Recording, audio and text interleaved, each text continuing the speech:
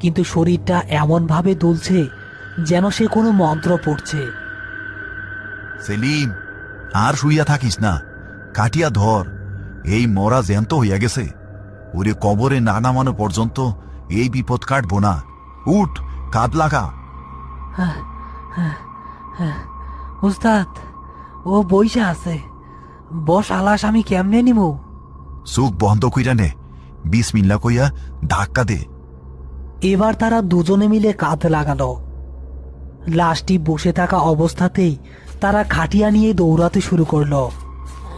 বসে থাকা লাশটি বাতাসের ঝাপটায় অদ্ভুত সব শব্দ করতে লাগলো, যেন কেউ গলা টিপে ধরে হাসছে।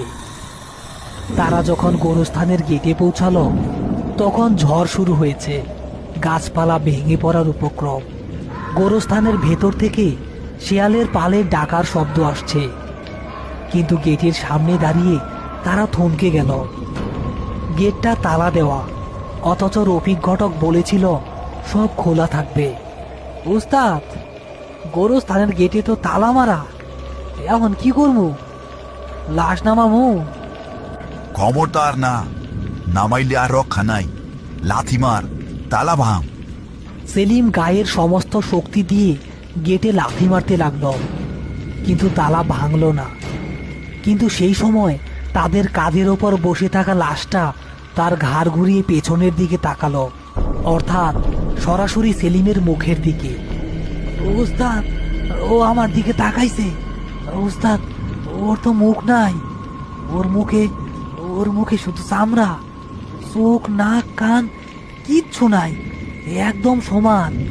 সেলিম, ওরে দেখবি না, তুই গেট খুল। হঠাৎ গোরস্থানের ভেতর থেকে একটা ছায়ামূর্তি ধীর পায়ে গেটের দিকে এগিয়ে এলো। এটা রফিক ঘটক, কিন্তু তার পা মাটির ওপর নেই, সে ভাসছে। দেরি কইরা ফালাইলি আরি, অনেক দেরি কইরা ফালাইলি। আমার চোখিনা অপেক্ষা করতে পছন্দ করে না।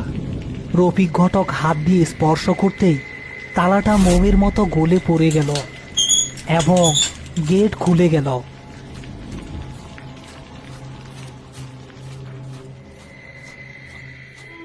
আরিফ এবং সেলিম লাশ নিয়ে কবরের পাশে দাঁড়ালো। কবরটা স্বাভাবিকের চেয়ে অনেক বেশি গভীর। টর্চ মারলেও কবরের তলা